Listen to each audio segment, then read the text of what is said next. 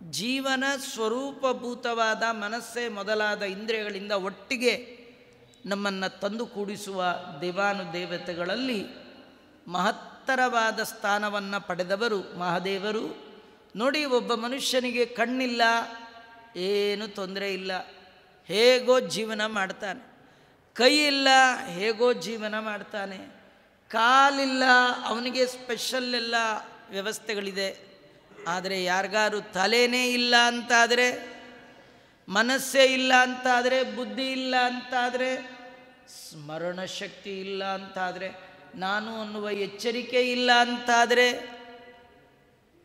ಮನಸ್ಸಿನ 5 ವಿಭಾಗದಲ್ಲಿ ಒಂದು ಇಲ್ಲ ಅಂತಾದರೂ ಅವನು ಫೇಲ್. ಕಣ್ಣು ಕೈ ಎಲ್ಲ ಇದೆ. ನೀವು ನೋಡಿ, ಸಾಮಾನ್ಯವಾಗಿ ಮದುವೆಗೆ ಗಂಡು ಹೆಣ್ಣು ನೋಡ್ಕೊಂಡು ಬಂದಾಗ ಹುಡುಗಿ ಮನೆಯವರು ಕೇಳ್ತಾರೆ, ಹುಡುಗನ ನೋಡ್ಕೊಂಬಂದ್ರಲ್ಲ, ಹೇಗೆ ಹುಡುಗ ಎಲ್ಲ ಸರಿ, ಚೂರು ಮುಗೀತು, ಯಾರು ಕೊಡಲ್ಲ. ಕೈ ಸ್ವಲ್ಪ ಸೊಟ್ಟ ಇದೆ, ಪರವಾಗಿಲ್ಲ. ಕಣ್ಣು ಒಂದು ಸ್ವಲ್ಪ ಪರವಾಗಿಲ್ಲ. ತಲೆ ಒಳಗೆ 1 ನೆಟ್ಟು 5 ನೆಟ್ಟು ಬೇಕ್ರಿ. ತಲೆ ಒಳಗಿರೋದು ಒಂದೇ ನೆಟ್ಟು ಲೂಸ್ ಇದ್ದರು ಯಾವುದು ಇಲ್ಲ. ಹುಡುಗನಿಗೆ ಸ್ಮರಣ ಶಕ್ತಿ ಇಲ್ಲ, ಭಾರಿ ಕಷ್ಟ ರೀ. ಹೆಂಡ್ತಿನ ಕರ್ಕೊಂಡೋಗಿ ಎಲ್ಲೋ ಬಿಟ್ಟು ಮರ್ತು ಬಂದುಬಿಟ್ರೆ, ಎಲ್ಲೋ ಹೋಗಿ ಬೀಗ ಹಾಕಿ ಕೀನೇ ಮರ್ತು ಬಂದುಬಿಟ್ರೆ, ಮರವಿನಷ್ಟು ಕಷ್ಟದ್ದು ಯಾವುದೂ ಇಲ್ಲ. ಕೆಲವರಿಗೆ ಮರವೇ ಇಲ್ಲ, ಕೆಲವರಿಗೆ ಭಾರಿ ಮರವು. ರುದ್ರದೇವರು ಉಪಾಸನೆ ಮಾಡಿರಿ, ಅವರು ಸ್ಮರಣ ಶಕ್ತಿಗೆ ಅವರ ಅಭಿಮಾನಿಗಳು. ನಮಗೆ ಯಾವುದು ಮರ್ತರೂ ಪರವಾಗಿಲ್ಲ, ದೇವರನ್ನು ಮರಿದೇ ಇರೋ ಬುದ್ಧಿ ಕೊಟ್ಟರೆ ಸಾಕು. ನಮಗೆ ಯಾವುದು ಮರೆಯಲ್ಲ ರೀ, ದೇವ್ರನ್ನೇ ಮರೆಯೋದು. ಯಾವುದನ್ನು ಮರೆಯಲ್ಲ. ಹೆಂಡತಿ ಮರೆಯಲ್ಲ, ಗಂಡ ಮರೆಯಲ್ಲ, ಮಕ್ಕಳು ಮರೆಯಲ್ಲ, ನಮ್ಮ ಮನೆ ಮರೆಯೋಲ್ಲ. ಮನೆ ಮಾರಿ ವರ್ಷಾನ್ಗಟ್ಲೆ ಆಗಿದ್ದರೂ ಆ ರೋಡಲ್ಲಿ ಹೋದಾಗ ದುರ್ಬುದ್ಧಿ, ನಮ್ಮನೆ ನಮ್ಮನೆ ನಮ್ಮನೆ ನಮ್ಮನೆ. ಒಳಗೋದ್ರೆ 1 ಲೋಟ ನೀರು ಕೊಡಲ್ಲ, ನಿಮ್ಮನ್ನು ಒಳಗೆ ಸೇರಿಸಲ್ಲ. ಆದರೂ ನಿಮ್ಮ ದುರ್ಬುದ್ಧಿ ಹೋಗಲಿಲ್ಲ. ಇದೆಲ್ಲ ಯಾರು ನಮಗೆ ರಿಪೇರಿ ಮಾಡಬೇಕು? ಶಿವ. ಯಾವಾಗ ಮಾಡ್ತಾನೆ? ಅವನು ನೋಡಿದಾಗ. ಹೇಗೆ ನೋಡಿದಾಗ? ಹೀಗೆ ನೋಡಿದಾಗ.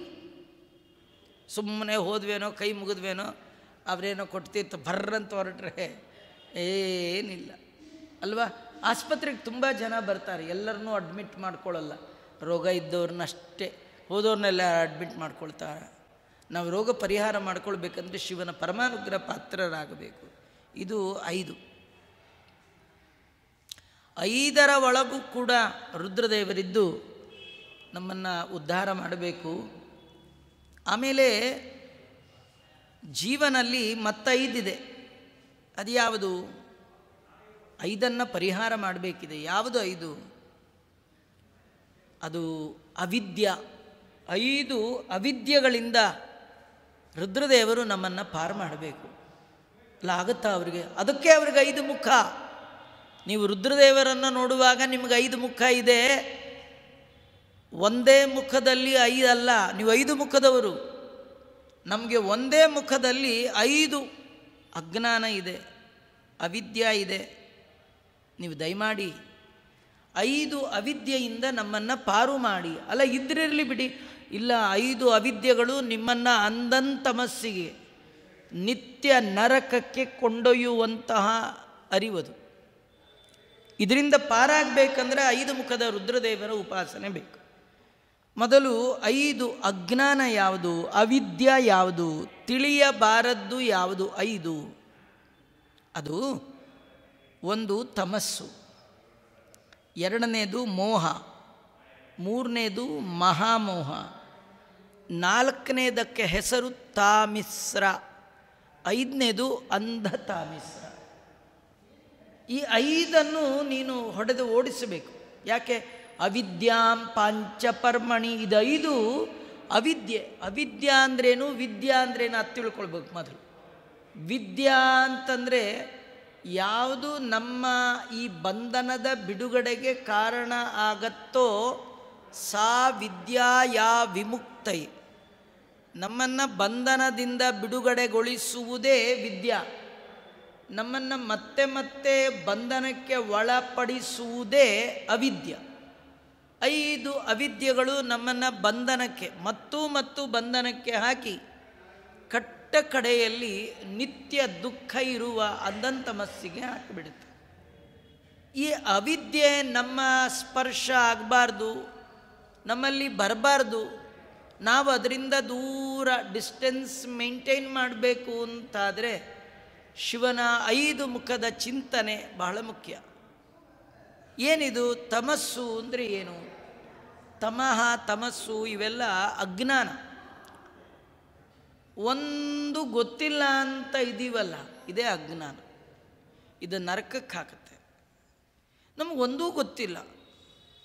ಊಟ ಮಾಡೋದು ಗೊತ್ತಿಲ್ಲ, ಊಟಕ್ಕೆ ಹೇಗೆ ಕೂತ್ಕೋಬೇಕು ಗೊತ್ತಿಲ್ಲ, ಮಲ್ಕೊಳ್ಳೋದು ಗೊತ್ತಿಲ್ಲ. ಪಂಚಾರ್ದ್ರಾಹ, ಊಟ ಕೊಡುವಾಗ 5 ಹಸಿ ಇರಬೇಕಂತ.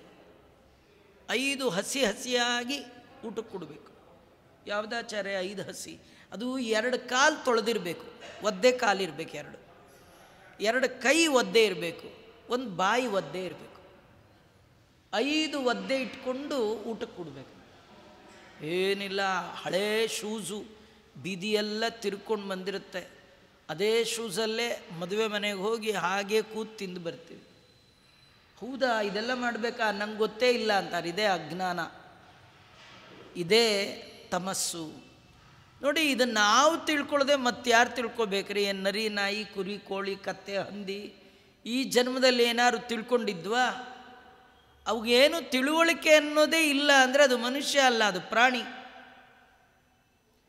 ಮನುಷ್ಯ ಪ್ರಾಣಿ ಮಾತ್ರ ಅಲ್ಲ, ಬುದ್ಧಿ ಇರುವ ಪ್ರಾಣಿ, ತಿಳುವಳಿಕೆ ಇರುವ ಪ್ರಾಣಿ. ತಿಳ್ಕೊಳ್ಬೇಕು.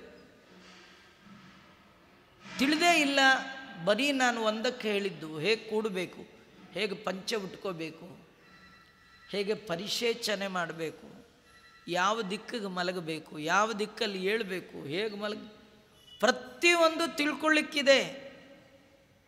ಕೆಲವರು ತಿಳಿದೇ ಇರೋದೇ ದೊಡ್ಡತನ. ಅವೆಲ್ಲ ಒಂದು ತಿಳ್ಕೊಳಕ್ಕೆ ಹೋಗಬಾರ್ದ್ರಿ, ತಿಳ್ಕೊಂಡ್ರೆ ಪ್ರಾಬ್ಲಮ್.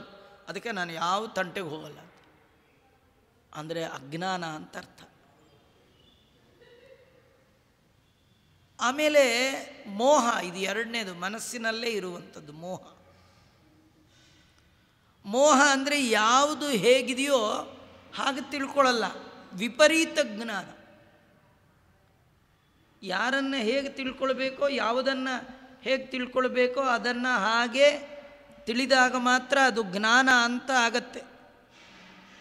ಇರೋದಕ್ಕಿಂತಲೂ ಹೆಚ್ಚಿನದಾಗಿ ತಿಳ್ಕೊಳ್ಳೋದು, ಇರೋದನ್ನು ತಿಳಿಯೋದೇ ಇಲ್ಲ, ಇದು ಅಜ್ಞಾನ ಅಂತ, ವಿಪರೀತ ಜ್ಞಾನ ಅಂತ ಕಳಿಸ್ಕೊಳ್ಳುತ್ತೆ.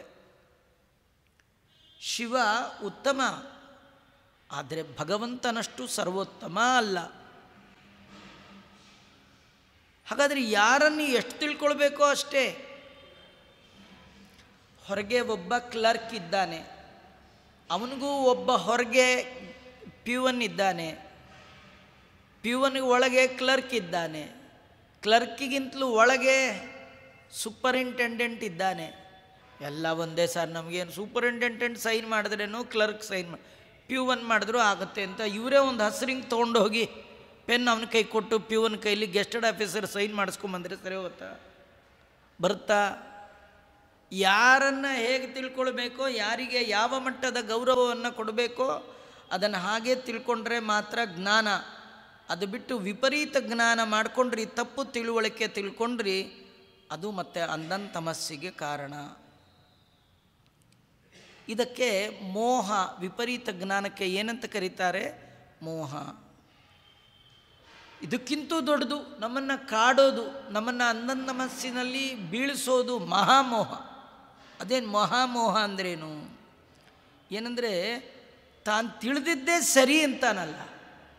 ಅಯ್ಯೋ ನಾನು ಹೀಗೆ ಅಂದ್ಕೊಂಡಿದ್ದೆ ರೀ, ಸದ್ಯ ನೀವು ಹೇಳಿದ್ರಪ್ಪ ನಂಗೆ ಗೊತ್ತಿರಲಿಲ್ಲ, ತಿಳ್ಕೊಂಡೆ, ಇದು ಪರವಾಗಿಲ್ಲ ರೀ, ಕರೆಕ್ಷನ್. ಕೆಲವರು ಎಷ್ಟು ಹೇಳಿದ್ರೂ ಕೇಳಲ್ಲ, ತಾವು ಹೇಳಿದ್ದೇ ಸರಿ, ತಾವು ಮಾಡಿದ್ದೇ ಸರಿ, ತಮ್ಮದೇ ಸರಿ. ಇದು ದುರ್ಗುಣ. ಜಗತ್ತಲ್ಲಿ ಸರ್ವಜ್ಞರು ಯಾರಿಲ್ಲ.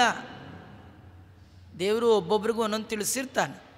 ತಿಳಿದವ್ರ ಕಡೆಯಿಂದ ತಿಳಿದದ್ದನ್ನು ತಿಳ್ಕೊಳ್ತಾ ಹೋಗೋದೇ ತಿಳುವಳಿಕೆ.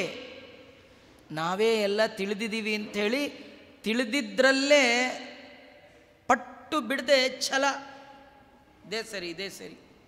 ಕಾಗೆ ಬೆಳ್ಳಗಿದೆ ಅಂದರೆ ಬೆಳ್ಳಗೆ ಇರೋದು, ಅಲ್ಲ ಕಪ್ಪಗಿದೆ, ಇಲ್ಲ ಕಪ್ಪಗಿಲ್ಲ, ಎಲ್ಲೋ ಇಜ್ಜಲು ಪೇಂಟ್ ಗೀಂಟ್ ಮಾಡಿರ್ಬೇಕು, ಅದಕ್ಕೆ ಕಪ್ಪ. ಹಿಂಗಂದ್ರೆ ಏನು ಮಾಡಿದ್ರಿ? ಇದು ಮೋಹ, ಮಹಾಮೋಹ.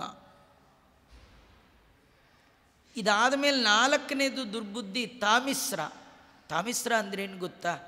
ಯಾರು ಸರಿಯಾದ ಹೇಳಿದ್ರೆ ಅವ್ರು ಕಂಡ್ರಾಗಲ್ಲ ನಮಗೆ.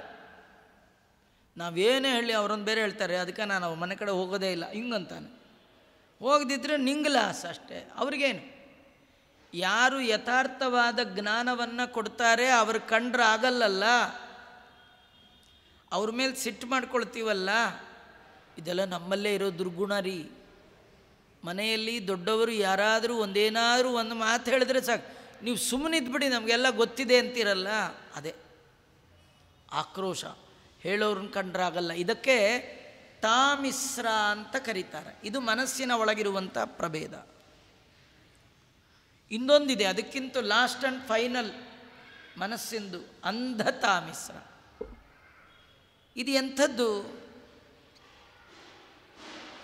ಯಾರು ಸರಿಯಾಗಿ ತಿಳಿದಿರ್ತಾರೆ ಅವರ ಮೇಲೆ ಮಾರಣಾಂತಿಕವಾದ ದೋಷ ಹೇಳುವಂಥ, ಕೊಂದರೂ ಸರಿ ಆ ಮಟ್ಟಕ್ಕೆ ರೀಚ್ ಆಗ್ತಾನಲ್ಲ, ಇದು ಅಂಧತಾಮಿಸ್ರ ಅಂತ ಕರೆಸ್ಕೊಳ್ಳುತ್ತೆ. ಈ ಮನಸ್ಸಿನ ಒಳಗಿರುವ ಅಜ್ಞಾನ ಅಥವಾ ತಮಸ್ಸು, ಎರಡನೇದು ಮೋಹ, ಮಹಾಮೋಹ, ತಾಮಿಸ್ರ, ಅಂಧತಾಮಿಸ್ರ. 5 ರೂಪಗಳ ಚಿಂತನೆ ಮಾಡಿದರೆ 5 ರೂಪಗಳು 5ರಲ್ಲಿದ್ದು 5 ಅವಿದ್ಯೆ ಬಾರದ ಹಾಗೆ ಮಾಡಿ ಭಗವಂತನ ಪಾದಾರವಿಂದವನ್ನು 5 ಸುವವರು 5 ಮುಖದ ರುದ್ರದೇವರು. ಇಂಥ ರುದ್ರದೇವರಿಗೆ ನಮಸ್ಕಾರ ಮಾಡ್ತೇನೆ ಅಂತ ಹೇಳ್ತಾ ಇದ್ದಾರೆ. ಮುಂದಿನ ಪದ್ಯ ಭಾಗದ ಮತ್ತೆ ಸೇರಿದಾಗ ನೋಡೋಣ ಅಂತ ಹೇಳ್ತಾ ಶ್ರೀಕೃಷ್ಣ ಅರ್ಪಣಮಸ್ತು.